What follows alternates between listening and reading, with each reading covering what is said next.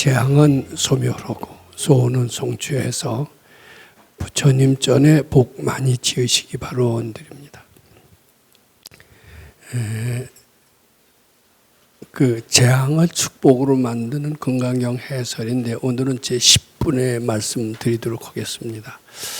이 제목이 굉장히 중요하기 때문에 제가 매 시간 건강경 해설을 할 때마다 제목의 뜻을 잘 강조해서 말씀을 드리고 제목의 뜻만 잘 아신다면 건강경 전체를 다 배우는 것이다. 이렇게 해도 지나치지 않은 표현이다 이렇게 생각을 합니다. 우리는 상당히 잘못 생각하고 있는 것이 많은데 잘못 생각하는 것 중에 하나가 재앙은 어쩌다 가끔 일어나는 것만으로 이렇게 생각을 합니다. 학생들이라고 그러면은 낙제를 할 때가 재앙이 생길 때로 보고 대학 입시 때 자기 원하는 대학에 못 가면 그것을 재앙으로 생각하는데 낙제나 대학 입시는 몇 년에 한 번씩 나타나는 사건입니다. 그 중간에 소소한 불쾌한 느낌 이런 것들은 재앙으로 여기질 않습니다. 그리고 이제 보통 이제 사회에 진출한 이런 기성인들도 파산이라든지 이혼이라든지 이런 건 재앙으로 쳐요.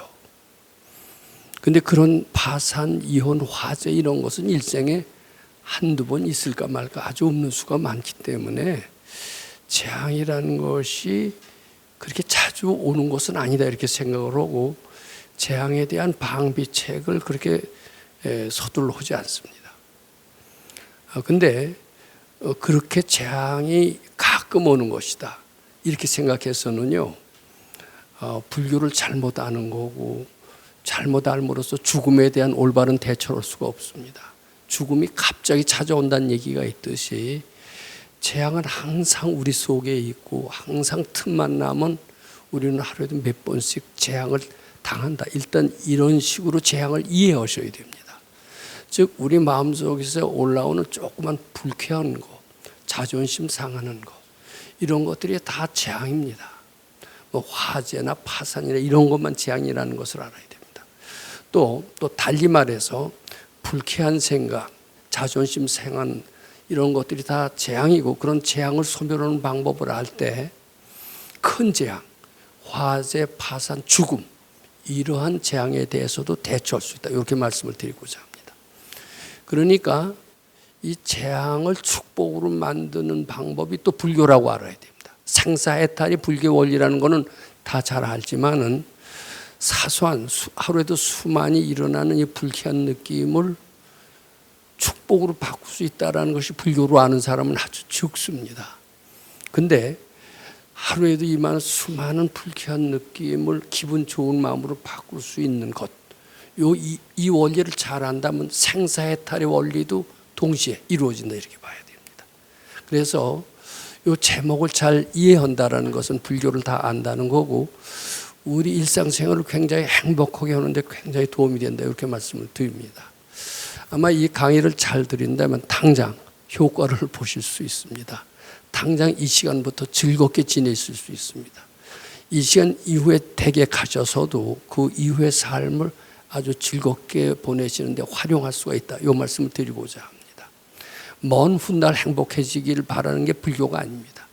당장 이 순간에 일어났던 불행을 행복으로 바꾸는 것 이것이 매우 중요하고 그것이 불교의 목적이기도 하다. 이것을 잘 아셔야 됩니다. 그래서 이것을 다시 풀어서 말씀드리면 순간순간 내가 불러옵니다. 재앙을 누가 주는 게 아니에요.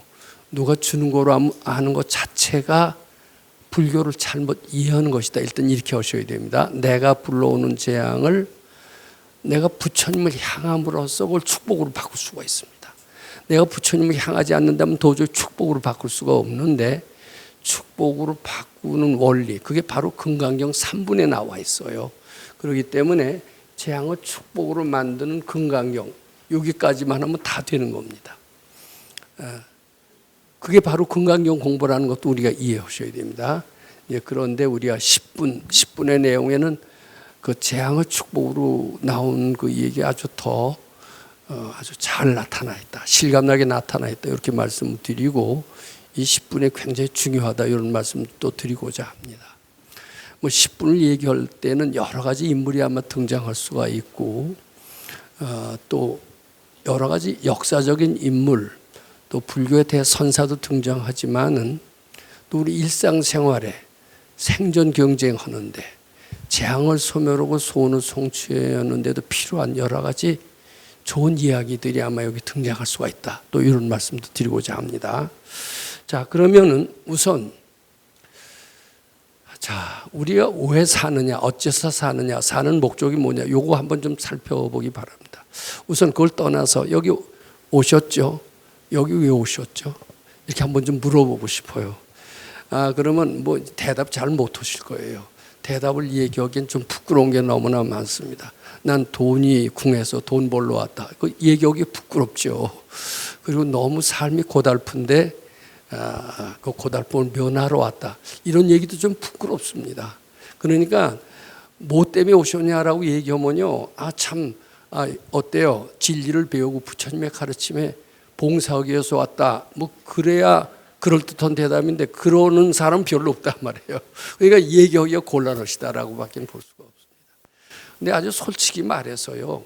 삶이 고달픈데 즉 불행한 삶을 행복의 삶으로 바꾸는 길이 여기 있어서 그거 찾으러 왔어. 아마 이렇게 얘기하는 것이 가장 솔직한 대답일 거고 또 그런 길이 있습니다. 일단 행복해지고 봐야 됩니다. 불행해져서는 불법을 한다라고 할 수가 없어요. 그런데 많은 스님들이나 불교 신자들은 재앙 소멸하고 소원 성취하는 데는 불교가 쓰이나 안 쓰이나 이것도 잘 모르는 것 같습니다. 불교를 뭐 때문에 믿어? 그러면 기독교 믿는 이들은 천당 가기 위해서 믿고 영생을 얻기 위해서 믿고 불교 믿는 이들은 되게 도통하고 해탈하고 깨달음을 얻기 위해서 믿는다라고 그렇게 얘기를 하죠. 근데 천당 간다는 얘기는 추상적이고 거창한 얘기입니다. 도통온다는 것도 역시 굉장히 거창하고 실감이 나지 않는 얘기입니다.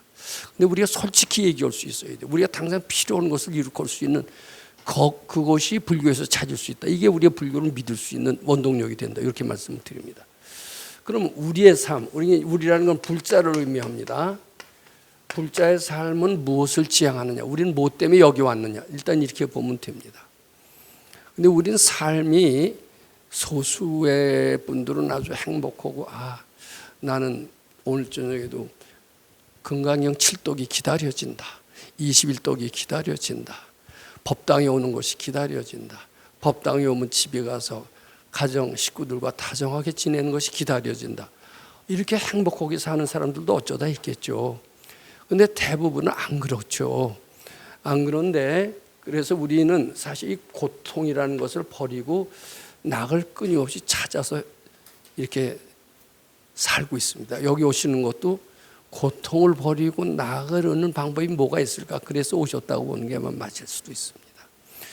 근데 불교에 그게 있다라고 잘 모르는 것 같아요. 근데 불교에 분명히 있다라고 말씀을 드리고 오늘 드리는 말씀도 부처님 가르침에는 깨달았고 도통하고 재앙소멸하고 소원성취만 있는 게 아니라 불행한 삶을 행복의 삶으로 부자유한 삶을 자유의 삶으로 만드는 방법이 분명히 있다. 이것을 우선 말씀드립니다. 즉, 요 불행을 버리고 행복을 우리는 끊임없이 추구하고 그러기 위해서 여기 왔고 불교에서도 그것이 분명히 있다 이렇게 알아야 됩니다.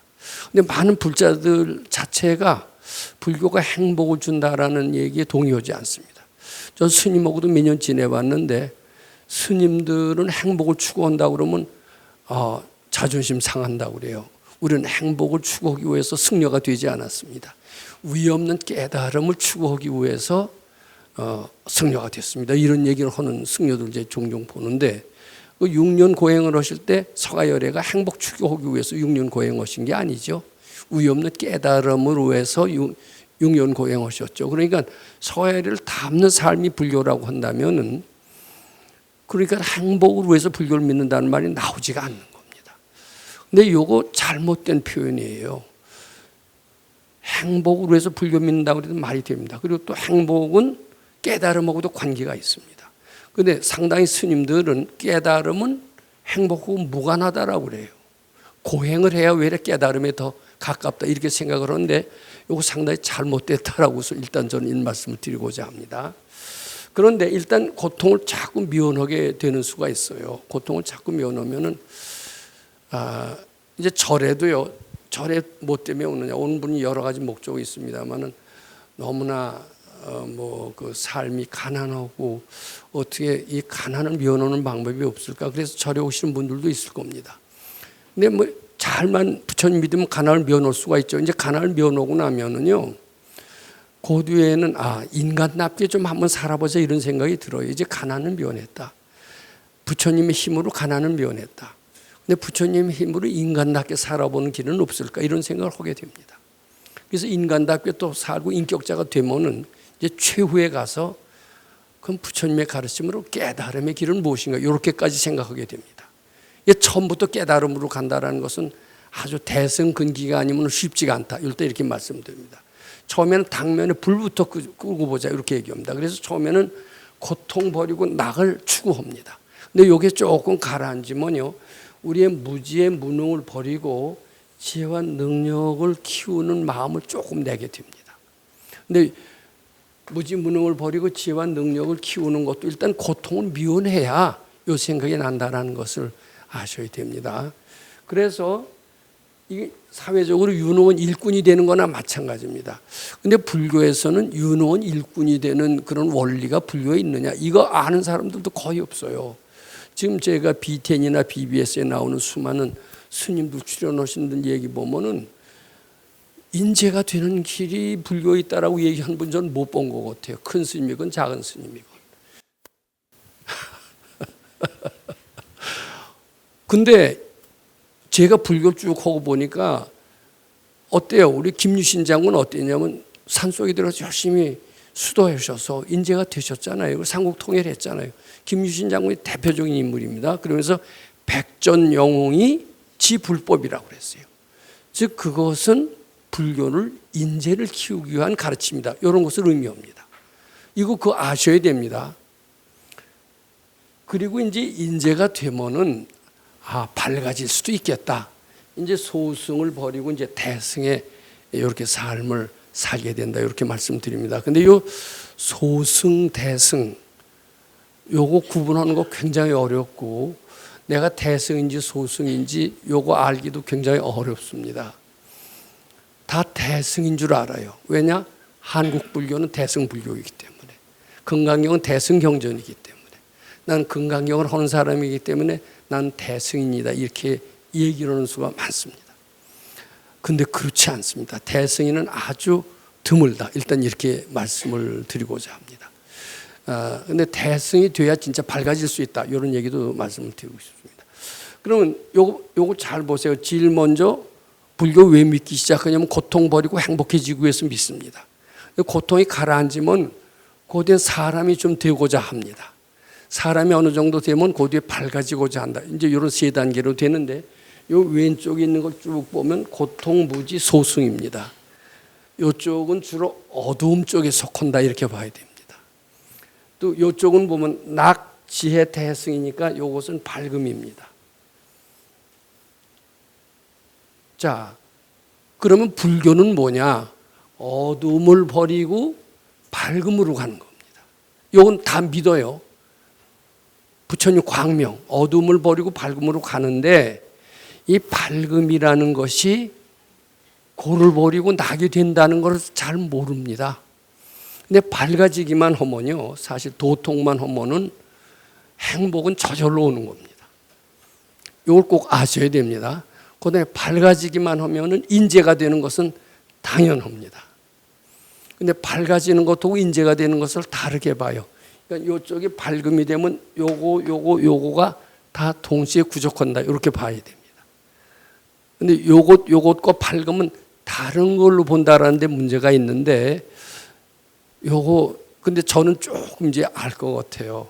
저도 이게 다르게 봤던 것 같아요. 다르게 봤는데 자꾸 이제 제일 먼저 저도 참 고통이 무척 많고 힘들어서 어떻게 좀 고통도 미워놓고, 근데 전 고통만 미워놓기 위해서 불교를 믿었던 건 아니었던 것 같습니다. 좀 인재가 되고 싶었던 게 더 많았던 것 같아요. 뭐 대학생 때 무슨 제가 뭐 기복을 할 일이 뭐가 있겠습니까? 근데 좀 사람답게 되고 싶고 부처님 닮고 싶은 생각으로 이제 불교를 했던 거죠. 그렇지만은 불교를 열심히 해서 인재가 된다는 생각은 했지만 이 인재가 되는 길이 먹고 사는 거 문제까지 해결해 준다는 생각을 못 했습니다. 그래서 저는 열심히 훌륭한 선생님을 따라서 마치 김유신 장군처럼 젊은 시절을 다 버리고 선생님을 따라서 인재가 되려고 했는데 걱정이 뭐냐 하면은 인재가 되는 것까지는 좋은데 먹고 사는 문제를 어떻게 해결하냐, 이게 절대 큰 문제였습니다. 제가 여기서 이 자리에서 몇 번 말씀드렸습니다만 젊었을 때 가장 귀중한 시기에 사회 나가서 취직하지 않고 훌륭한 선생님 밑에 가서 공부를 한 적이 있었습니다. 그때 공부할 때는 먹고 사는 거 해결하려고 하지는 않았던 것 같습니다. 먹고 사는 건 이미 어느 정도 자신이 있었던 것 같았었어요. 거기서는 훌륭한 선생님의 정신을 배워서 인재가 되고 싶은 마음으로 갔습니다. 인재가 되다 보면 밝아질 거라는 생각은 했던 것 같습니다. 근데 몇 년이 지났습니다. 수도를 몇 년 하다 보니까 제가 취직을 할 수가 없게끔 점점 산속에서 도만 닦는다고 먹고 사는 게 해결이 안 된다는 것을 우리 뻔히 알지 않습니까? 인격이 커지고 뭐 능력자가 될지는 몰라도 당장 뭐 능력자를 세상에서 대접해주고 취직을 시켜주지는 않잖아요. 취직을 시켜줄 땐 뭐부터 보죠? 뭐 학력 보고 경력 보지 그 사람이 얼마나 인격자가 돼서 취직을 시켜주는 것은 없습니다. 제가 산속에 가서 수도했더니 보는 데마다 퇴짜예요. 저를 취직시켜주는 데가 아무도 없습니다. 너 4년 동안 뭐 했냐 이거야. 군대 제대하고 뭐 미국 가서 박사를 따왔느냐, 뭐 기술사를 땄느냐, 뭐 이런 거라도 있어야 취직이 되지. 산속에서 도 닦았다 그러니까 보나마나 빠꾸예요.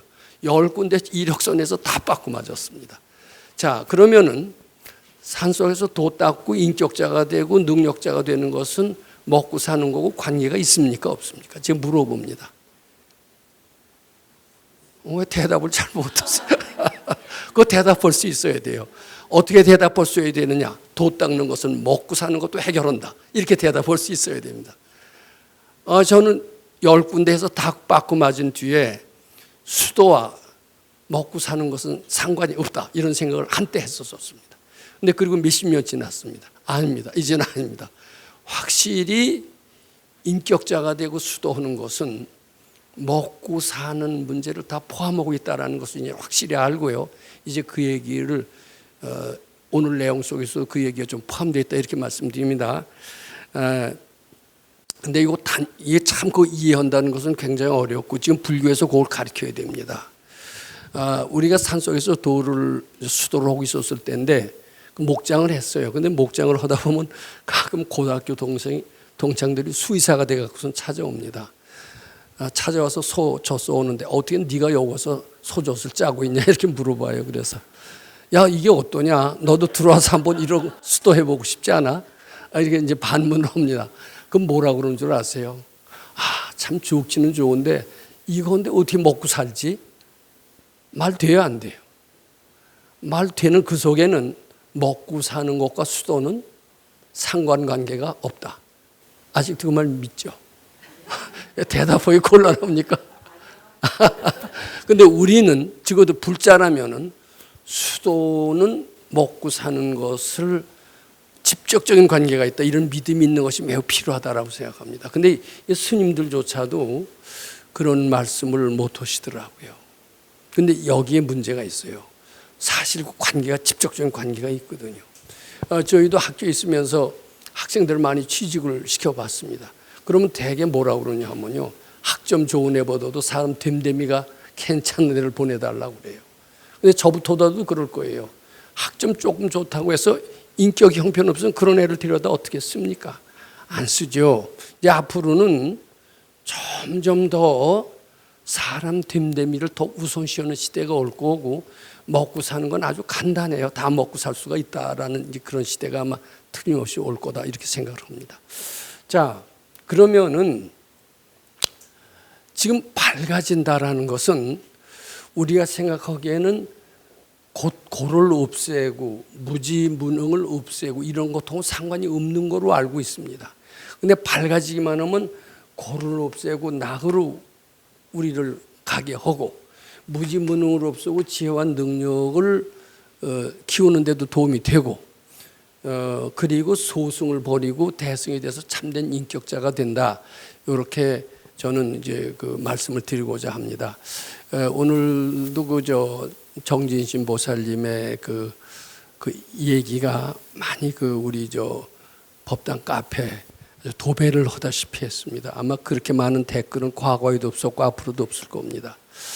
그런데 그이가 참 그 재앙을 업보를 해탈하는데 굉장히 고생을 많이 하고 고생 끝에 결국은 그 업보를 해탈한 얘기가 나옵니다.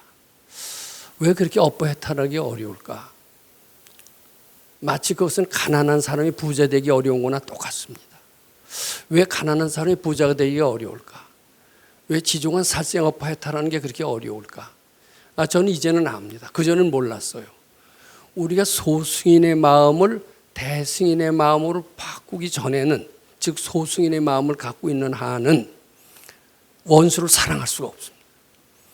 그리고 원수를 사랑해야 업보를 해탈할 수가 있습니다. 근데 원수를 사랑한다는 게 쉬워요, 안 쉬워요? 되게 어려운 거죠. 근데 그 소승인이기 때문에 어려워요. 근데 대승인은 그렇게 어렵지가 않아요. 왜냐하면 원수라는 게 착각이고 본래 없음을 알기 때문에. 근데 우리는 지금 뭘 하고 있는 공부냐 하면은 바로 소승인을 변해서 대승이 되게 하는 겁니다. 근데 이 소승 대승은 불교에만 있는 게 아니라 가톨릭에도 소승 대승인이 있고요. 불교에도 소승 대승인이 있습니다. 근데 정진신 보살님은 소승인이었기 때문에 업보 해탈하는데 그렇게 어려웠고 불교에서도 소승인이면 역시 어렵습니다. 근데 가톨릭에도 대승인이 있고요. 가톨릭에도 대승인이면 원수를 사랑할 수가 있고 업보 해탈이 가능합니다. 가난이 부자를 될 수가 있습니다. 그런데 불교에서 대승이라는 말이 나왔지만 불교에서도 소승인이라면은 업보 해탈하기 어렵고 가난을 부자로 만들기 어렵다. 이런 말씀 참고로 드립니다.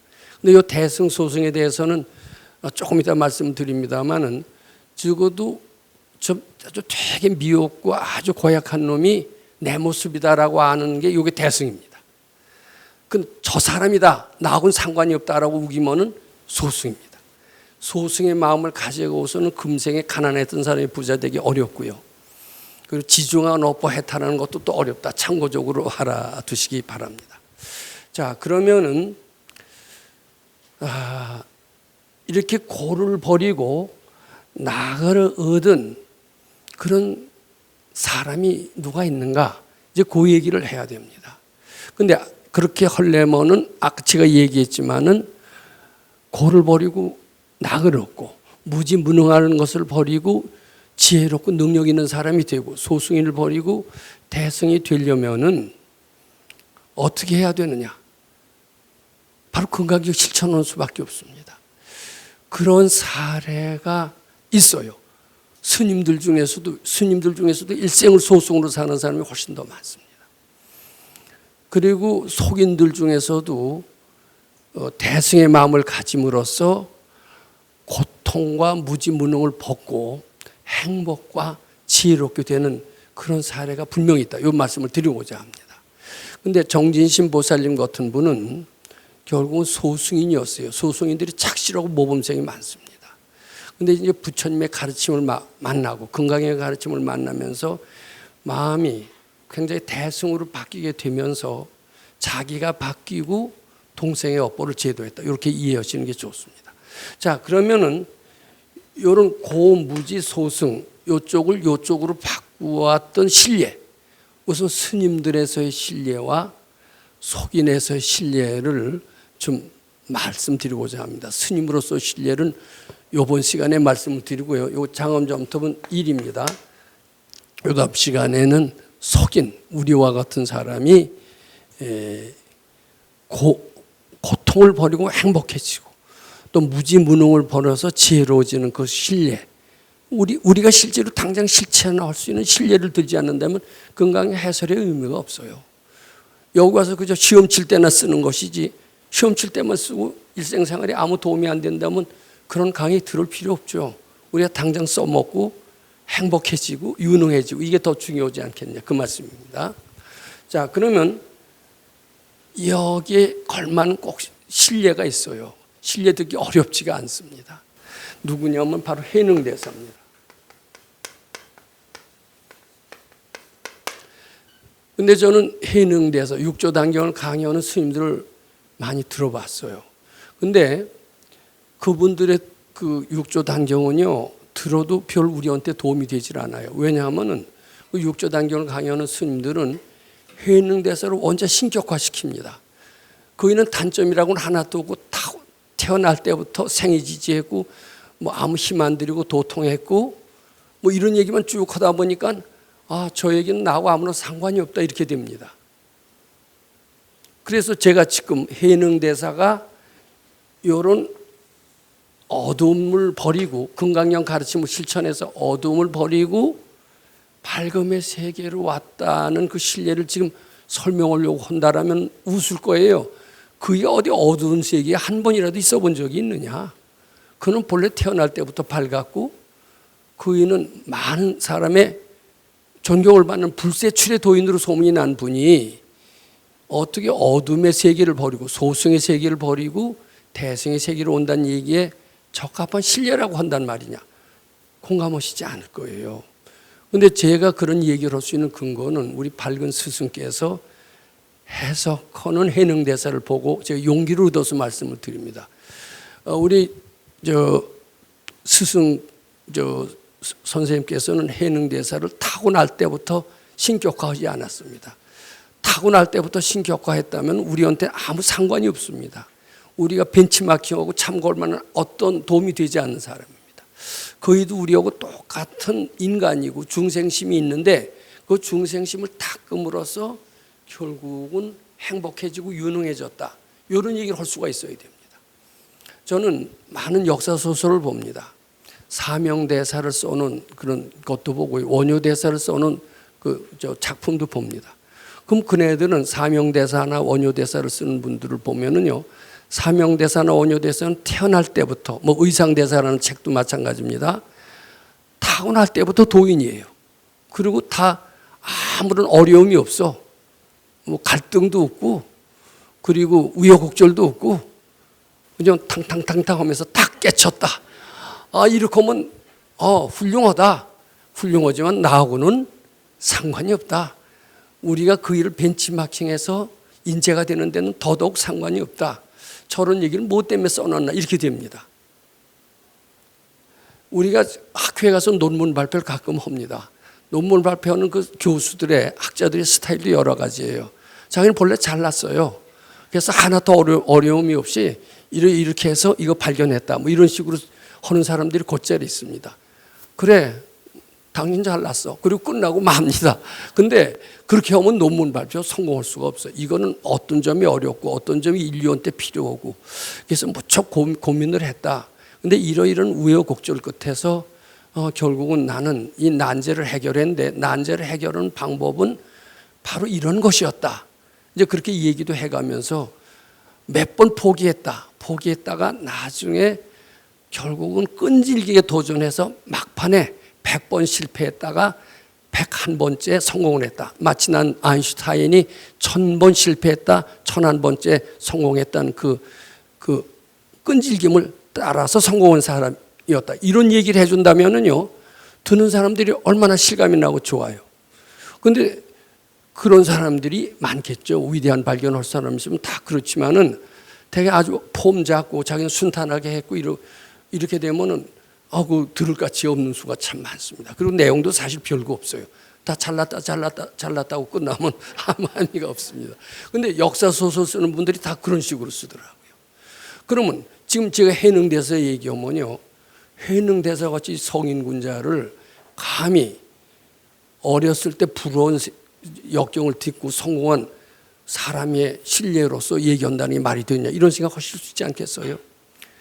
근데 우리도 감히 그런 생각 못했는데 우리 밝은 스승께서는 우리들한테 참고가 되려고 그러셨는지 몰라도 해능대사를 어렸을 때부터 미화시키지 않았습니다.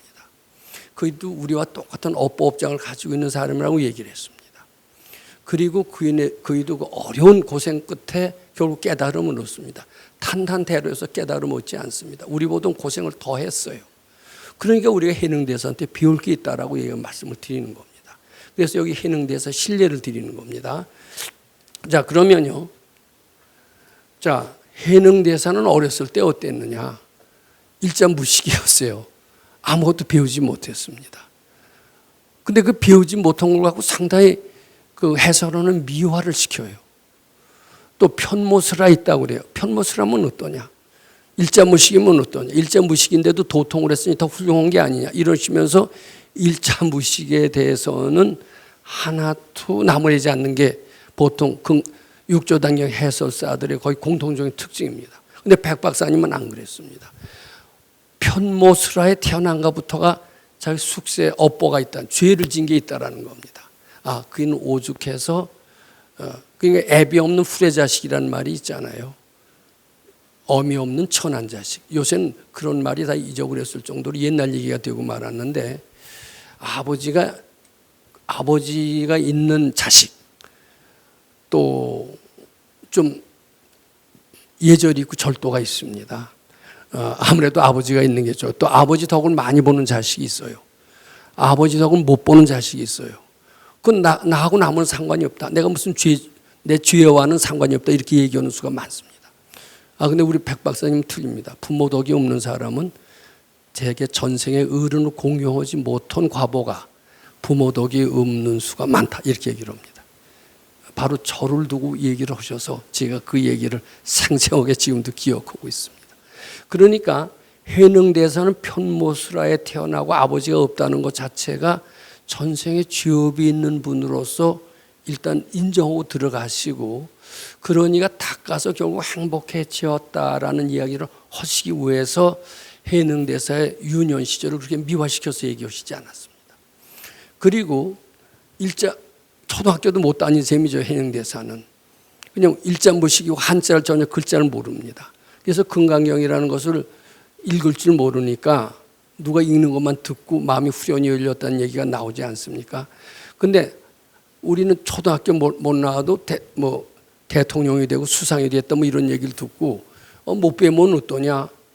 나중에 출세만 하면 됐지, 이렇게 얘기하는 분들이 있습니다. 근데 그 발근이가 보면은요, 그 전생에라도 남을 무시하고 깔보고 특히 배우는 사람 존경하지 않고, 대개 저는 그 대학 교수들을 많이 상대해 봤습니다. 많이 상대해 보면요, 그네들이 공통적인 점이 있어요. 그 사람들 중에서 성깔이 아주 못된 사람들이 많은데 거의 공통적인 점이 뭐냐 하면은 많이 배운 사람 되게 존경을 하더라고요. 많이 배운 사람은 존경하니까 대학 교수가 된다, 저는 그런 생각을 합니다. 반대로 일자무식이 되는 사람은 이렇게 배운 사람, 그 배운 게 별거 있어. 그리고 그렇게 남 무시하는 이제 이런 과보가 초등학교도 못 나오고 글자도 모르게 된다는 겁니다. 그러니까 다른 사람은 해능대사를 무조건 신규학시키는 겁니다. 편모스라 하더라도 문제가 없다. 일자무식도 문제가 없다. 이렇게 봅니다. 그런데 백 박사님은 안 그렇습니다. 편모스라에 태어났고 일자무식이고 직업도 아주 천홍 나무꾼입니다. 그것도 다 전생의 죄의 과보라고 얘기를 합니다. 그렇게 하니까 우리가 해능대사하고 친근감을 느끼게 얘기를 해 주십니다. 저는 그래서 해능대사 육조단경을 해설한 적이 있습니다. 우리하고 친근감을 느끼게 해야 배울 것도 있고 깨칠 것이 있고 존경도 하게 되지. 그이는 태어날 때부터 신이고 태어날 때부터 성인군자고 태어날 때부터 도저히 못 따라갈 사람이라면은 그게 배우고 자시고 할 것도 하나도 없는 거예요. 그런데 지금 글 쓰는 분들이 되게 그런 식으로 많이 쓰거든요. 근데 백 박사님의 거기에 하는 게 굉장히 그이는 불우했고 어린 시절을 지냈고 어떻게 보면 죄 많이 진 사람이었다. 근데 그이는 전생에는 많이 닦았다. 전생에 닦기도 하고 죄도 짓고 아마 둘 겸하셨는지 몰라요. 제가 감히 그런 어른을 비평하는 게 아닙니다. 이것은 그분한테 배울 것이 많다라는 것, 우리한테 참고가 된다는 것을 강조하기 위해서 이 얘기를 하는 겁니다.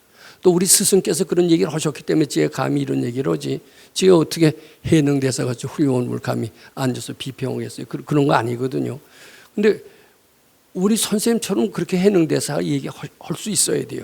그래, 해능대사는 참 저런 어려움을 딛고 결국 금강경 가르침이라는 위대한 가르침을 만나서 결국은 저렇게 큰 도인이 되고 행복한 말년을 보냈다. 이렇게 얘기해 우리가 배울 것이다. 이렇게 되는 겁니다. 자, 그래서 근데 해능대사는 전생에는 잘 닦고 태어날 때부터 혼이하는 그런 생이지지한 지혜가 있는 분이었다고 그럽니다. 그래서 직업은 나무꾼에 불과하지만은 나무를 하는 요령을 잘 알았대요. 욕심내면서 하면은 나무가 잘 안 돼요. 근데 이제 욕심 안 내고 마음을 비면서 우리 비우고 또 비워 이런 거 아시죠? 마음을 비우고 오니까 저절로 한 짐이 되고 또 남을 도와줘 가면서 하면 더 잘 되고 그래서 남으로서 수입이 괜찮았다라고 그렇게 하시는 것 같아요. 우리 백박. 그걸로 이제 어머니 먹여 살리고 이제 이렇게 되는 겁니다. 근데 이게 머리만 잘 쓰면은 일도 잘 되는구나 하는 것을 해능대사는 알았어요. 그럼 어디서 지혜를 가르쳐 주는 사람은 어디 있을까? 지혜 있는 선지식을 찾는 그 여머니 어렸을 때부터 아마 싹 텄다는 것 같아요. 근데 그를 몰라서 그런 사람이 어디 있는지 물어볼 때도 없었던 것 같습니다. 근데 우리 그저 6조 단경에 나오는 얘기를 들어보면 이제 나무를 해서 어느 객점에 가서 쉬는데 어떤 사람이 경을 읽는 소리가 들려요. 근데 인연이 있는지라 근데 경 읽는 소리가 들리는데 이거 아시죠? 자기 보이는 거, 귀에 들리는 거는 자기 마음의 표현이다. 그의 마음속에 금강경이 있기 때문에 금강경 읽는 소리가 들렸던 거예요. 근데 금강경 읽는 소리가 들리는데 응무소주 이생기심이라는 구절에 가니까 마음이 후련히 열리거든요. 근데 글자는 몰라요. 근데 그러니까 물어보는 거죠. 자, 그 무슨 책이요? 그러니까 금강경이라는 불경일세. 그 어디 가면 배울 수가 있어. 예, 저기 어디 가면 오조 홍인 스님이라고 있는데 거기 가면 배울 수가 있어. 나 같은 이도 갈 수가 있어. 물론 갈 수가 있지. 근데 난 지금 어머니가 계시니까 함부로 갈 수가 없어요. 죄송하지만 저한테 돈 좀 빌려줄 수가 없겠습니까? 이제 그렇게 묻습니다. 이제 그런 걸 보면 오조 홍인 대사가 아마 부르신 것 같아요. 그 사람까지 시켜서. 그래갖고선 돈을 빌려서 어머니 살도리를 해놓은 뒤에 그 뒤도 안 돌아보고 바로 오조 홍인 대사 앞으로 출가를 합니다. 출가를 하는데 우리가 유명한 얘기 많이 알고 있죠. 그 이제 오조 홍인 대사 밑에서 가장 뛰어난 제자가 신수대사였습니다. 그의 법제자로서 그이는 법을 받을 게 뻔히 하니까 다른 사람들은 감히 경쟁을 못해요. 어느 날 그 이제 홍인 대사가 깨달은 거 있으면 지어내라 그러니까 다른 사람은 감히 지어내지 못해. 왜냐하면 신수대사가 뻔히 법제자가 되는데 우리가 어떻게 이제 그걸 지어냅니까? 그런데 이제 신수대사가 그걸 지어냈는데 뭐 다 아실 겁니다. 보리 본무수 명경 역비대 뭐 그 얘기 여기 하지 않겠습니다. 딱 지어내니까 오조 홍인 대사가 그거 보고 이제 암소리도 안 하셨죠. 근데 거기 해능 대사가 글을 못 읽어요. 못 읽으니까 누구더러 좀 읽어달라고 그러는 거예요. 읽고 나서 나도 한번 깨친 게 있으니까 한번 적어서 써달라고. 그 얘기 원체 유명하죠. 근데 그때 이미 굉장히 지혜로운 거예요, 해능 대사는. 그래서 이제 거기서 깨쳤다라는 인가를 안 하시고 몰래 불러서 이거 못 깨친 거다. 방 하나 찌어라. 그래갖고선 방을 찐 뒤에 이 사람한테 법을 내려야 되겠다라고 생각하고 조용히 불러서 말씀을 하다가 결국 인가를 합니다. 인가를 한 이제 대목이 제가 기억을 합니다. 금강경을 쭉 해설을 해 나갔어요. 오조 홍인 대사 쭉 해설해 나가면서 응무소주 이생기심이라는 구절을 딱 해석을 하니까 거기서 크게 깨치는 오도성을 하면서 어떻게 내 마음이 만법을 내뭘 알았으리까. 이게 일체유심조를 깨치는 그런 오도성을 짓습니다. 지으니까 이제 거기에서 해능 오조 홍인 대사가 이제 법을 너한테 준다. 그런데 이 법을 준다라는 것은 뭐냐면 서가열애부터 쭉 전해오는 바리떼와 가사를 너한테 준다라는 거예요. 근데 이게 탐을 내기 때문에 조용히 숨어라 이렇게 얘기를 합니다.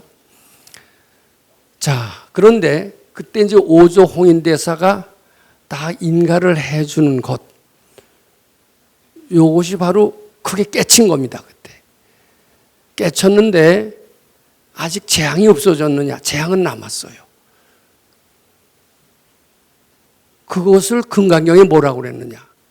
항복기심이라고 그랬습니다. 우리 금강경에 뭐라고 그랬느냐 하면 수보리존자가 묻습니다. 밝아지려면은 어떻게 수도를 해서 깨칩니까? 이렇게 물으니까 서가여르께서 깨치는 것이 먼저고 깨치고 난 뒤에는 이렇게 수도해야 되느냐 이렇게 대답을 했습니다. 그러면 그때 해능대사가 오조 홍인대사로부터 응무소주 이생기심이라는 쭉 해석을 해나가면서 그때 해능대사가 확 마음이 열리면서 일체유심조를 했을 때 인가를 했죠. 그것이 바로 깨치는 겁니다. 근데 깨쳐서 이거 돈 오고 그 뒤에는 닦아 나가야 돼요. 근데 이가 아직 재앙이 남았어요. 즉 타고날 때부터 편모설에서 태어났고 일자무식이었을 때부터 재앙은 예고되어 있었다고 봐야 됩니다. 비록 깨달음은 얻었지만 그 재앙은 예고되어 있었기 때문에 그 바리떼고 가사를 갖고 세상에 나갔다간 해코지를 당해요. 그러니까 산속에 들어가서 몇 년을 숨어서 지내는 줄 아세요?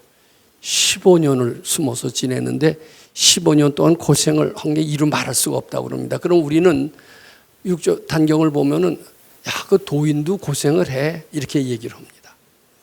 근데 그 도인의 고생은 고생이 착각인 줄 알고 바치면서 오는 고생이니까 우리가 하는 고생하고는 좀 틀려. 우린 고생을 하면 고생이 착각인 줄 알고 바치면서 그 역경을 당합니까?